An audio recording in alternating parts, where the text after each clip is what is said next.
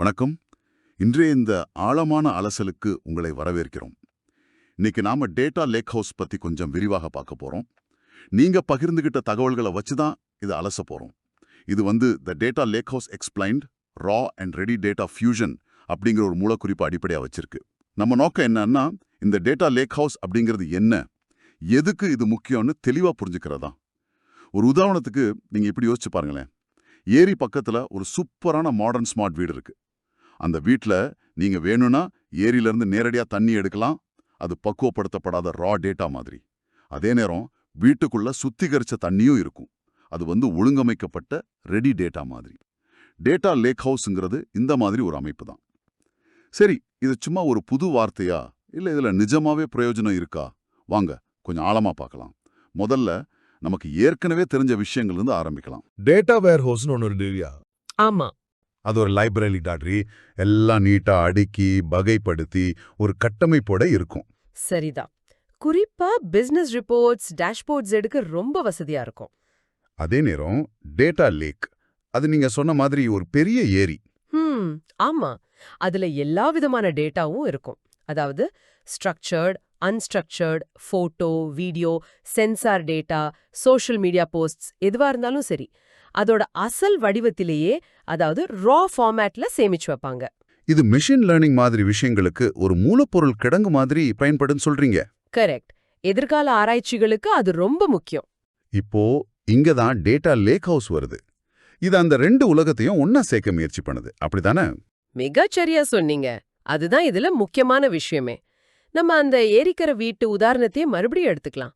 இப்போ சமையலுக்கு சுத்தமான தண்ணி வேணுமா, அதை யூஸ் பண்ணிக்கலாம்.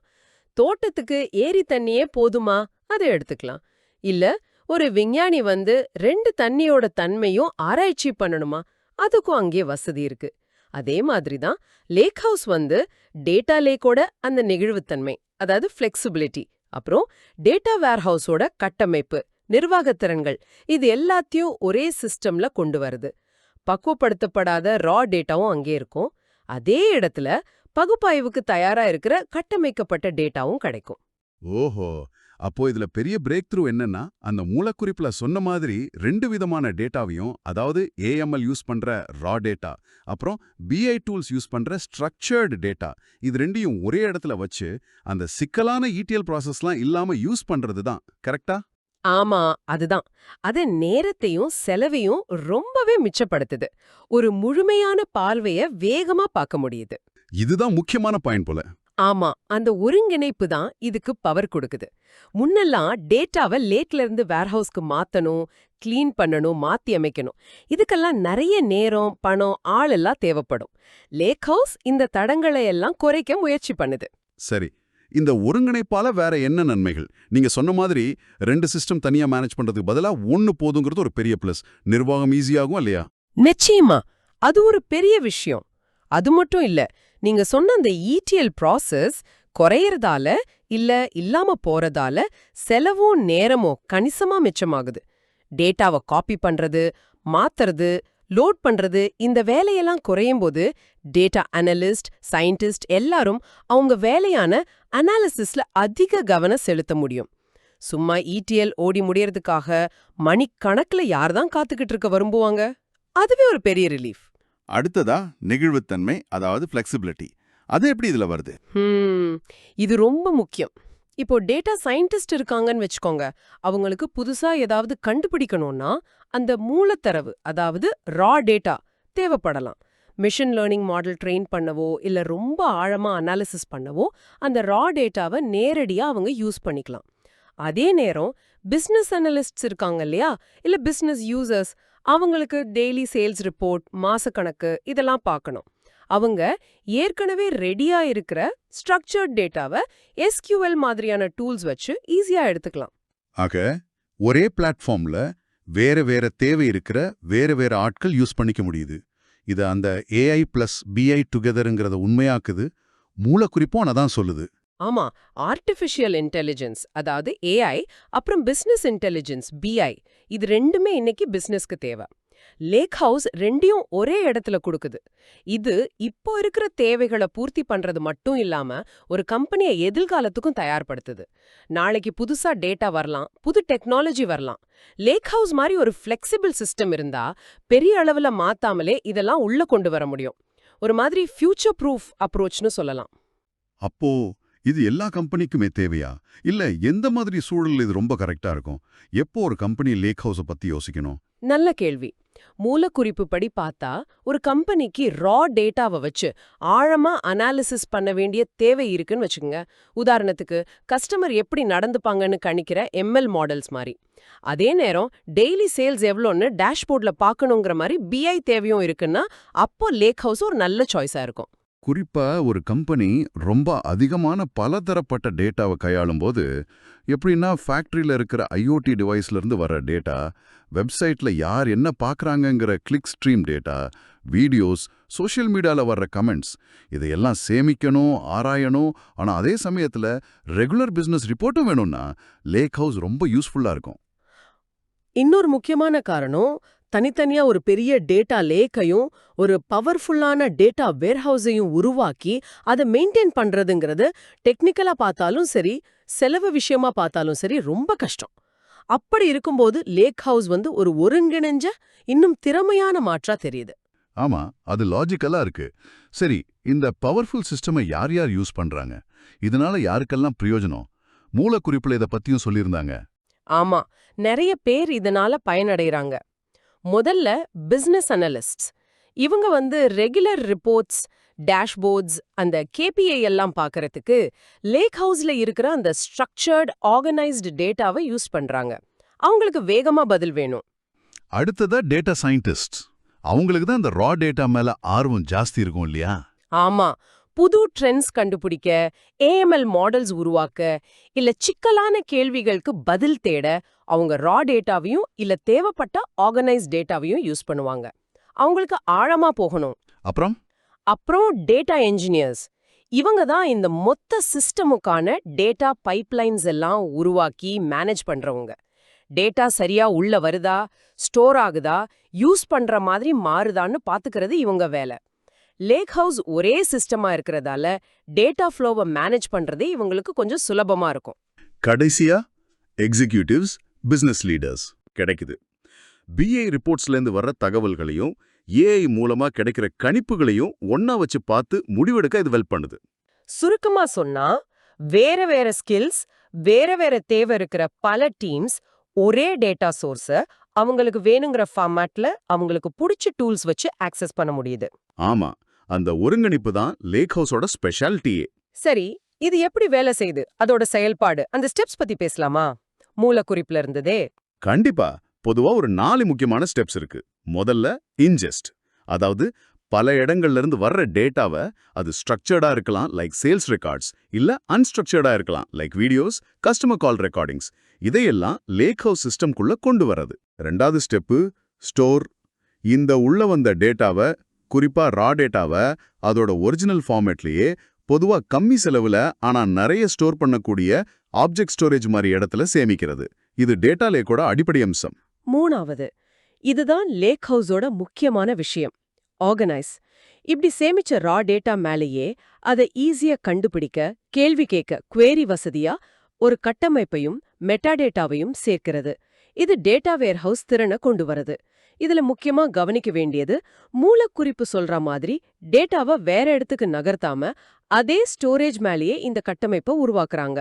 அப்போ டேட்டாவை ஒரு இடத்துல இருந்து இன்னொரு இடத்துக்கு காப்பி பண்ணி மாத்தி லோட் பண்றதுக்கு பதிலா இருக்கிற இடத்துலயே அதை ஸ்மார்ட்டா ஆர்கனைஸ் பண்றாங்க. இதுதான் ஸ்பீடுக்கு காரணம். ஆமா, கடைசியா கன்சியூம். இப்படி ஆர்கனைஸ் பண்ண டேட்டாவை பிசினஸ் அனலிஸ்ட் எஸ்கியூஎல் மாதிரியான லாங்குவேஜ்லயும், டேப்லோ, பவர் பிஐ மாதிரி பிஐ டூல்ஸ் மூலமாவும் எடுத்து யூஸ் பண்றாங்க. அதே நேரம் டேட்டா சயின்டிஸ்ட் ரா டேட்டாவையோ இல்ல இந்த ஆர்கனைஸ் டேட்டாவையோ பைத்தான், ஆர் மாதிரி லாங்குவேஜ், ஸ்பார்க் மாதிரி ஏஎம்எல் ஃப்ரேம்வொர்க்ஸ் வச்சு எடுத்து டீப்பா அனாலிசிஸ் பண்றாங்க. சூப்பர். இது கொஞ்சம் டெக்னிக்கலா இருந்தாலும் அந்த பேசிக் ஃப்ளோ புரியுது. இது இன்னும் கொஞ்சம் ஈஸியா புரிஞ்சுக்க நம்மளே யோசிச்ச ஒரு உதாரணம் பார்க்கலாமா? அந்த காலேஜ் கேண்டீன் உதாரணம் மூலக்குறிப்புல இல்ல இது, ஆனா நல்லா இருக்குன்னு தோணுச்சு. ஓ, அது நல்ல உதாரணம், சொல்லுங்க. சரி, உங்க காலேஜ் கேண்டீனை ஒரு டேட்டா லேக்குன்னு நினைச்சுக்கிட்டா எப்படி இருக்கும்? ஒரு பெரிய ஸ்டோர் ரூம். அங்க அரிசி மூட்டை, காய்கறி கூடை, எண்ணெய் கேன், மசாலா பாக்கெட்ஸ், ஸ்நாக்ஸ், கூல்ட்ரிங்க்ஸ்னு எல்லாம் ரா மெட்டீரியலா கொட்டி கிடக்கும். யாருக்கு என்ன வேணுமோ அவங்களே தேடி எடுத்து சமைச்சுக்கணும். எல்லாம் இருக்கு, ஆனா ரெடியா இல்ல. சரி, அரே டேட்டா லேக். இப்ப டேட்டா வேர்ஹவுஸ் கேண்டீன் எப்படி இருக்கும்? அங்க ஸ்டோர் ரூம்லாம் கிடையாது. கவுண்டர்ல பிரியாணி பாக்ஸ், தயிர் சாதம் பாக்ஸ், வெஜ் மீல்ஸ் பாக்ஸ்னு சமைச்சு நீட்டா பேக் பண்ணி ரெடியா அடுக்கி வச்சிருப்பாங்க. வேணுங்கிறத உடனே வாங்கி சாப்பிடலாம். ஆனா உங்களுக்கு ரா மெட்டீரியல் கிடைக்காது. நீங்களா எதுவும் பண்ண முடியாது. எல்லாம் தயார் நிலையில ஸ்ட்ரக்சர்டா இருக்கும். இப்போ டேட்டா லேக் ஹவுஸ் கேண்டீன். இதுதான் ஸ்பெஷல். இந்த கேண்டீன்ல ஸ்டோர் ரூமும் இருக்கும், அங்க ரா இன்கிரீடியன்ஸும் கிடைக்கும். அதே நேரம் கவுண்டர்ல ரெடி மீல்ஸும் கிடைக்கும். எல்லாம் ஒரே இடத்துல. இங்க அந்த கேண்டீன் ஷெஃப் இருக்கார்ல, அவரை ஒரு டேட்டா சயின்டிஸ்ட் மாதிரி நினைச்சுக்கோங்க. அவரு ஸ்டோர் ரூமுக்கு போய் ரா மெட்டீரியல்ஸ் எடுத்து புது புது ரெசிபியை ட்ரை பண்ணி பார்க்கலாம். அதாவது ரா டேட்டாவை வச்சு எக்ஸ்பெரிமெண்ட் பண்ற மாதிரி. அப்ப ஸ்டூடெண்ட்ஸ் வந்து பிசினஸ் அனாலிஸ்ட்ஸ் மாதிரி.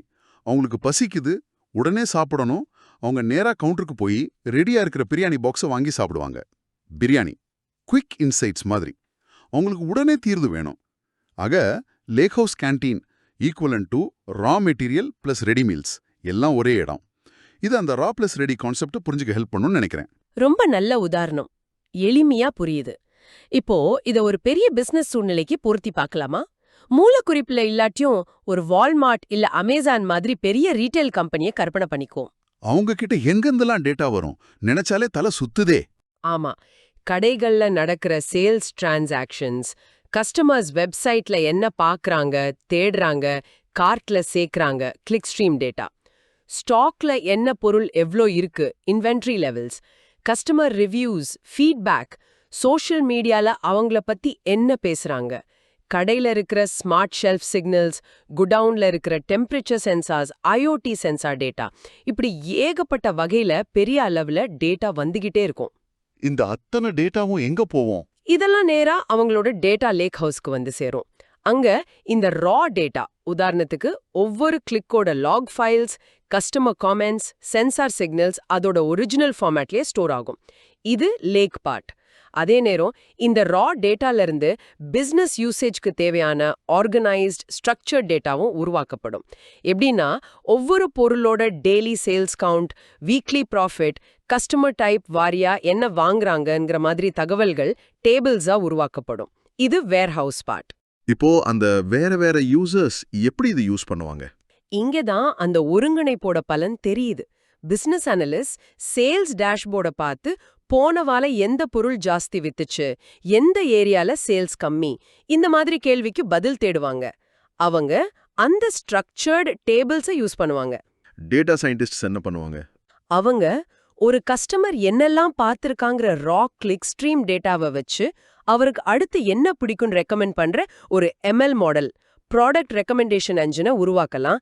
இல்லனா பழைய சேல்ஸ், லீவு நாள், விளம்பரம் இதெல்லாம் வச்சு அடுத்த மாசம் ஒரு பொருளுக்கு எவ்வளோ தேவை இருக்கும்னு கணிக்க டிமாண்ட் ஃபோர்காஸ்டிங், ரா டேட்டாவையும் ஸ்ட்ரக்சர்டு டேட்டாவையும் சேர்த்து யூஸ் பண்ணலாம். அப்போ மேனேஜ்மெண்ட்டுக்கு? Management overall sales trend, profit margin, புது மார்க்கெட் வாய்ப்பு, இந்த மாதிரி ஹை லெவல் ஸ்ட்ராட்டஜிக் ரிப்போர்ட்ஸை பார்ப்பாங்க. அவங்களுக்கு BI ரிப்போர்ட்டும் தேவைப்படலாம், AI கணிப்புகளும் தேவைப்படலாம். லேக் ஹவுஸ் ரெண்டையுமே கொடுக்குது.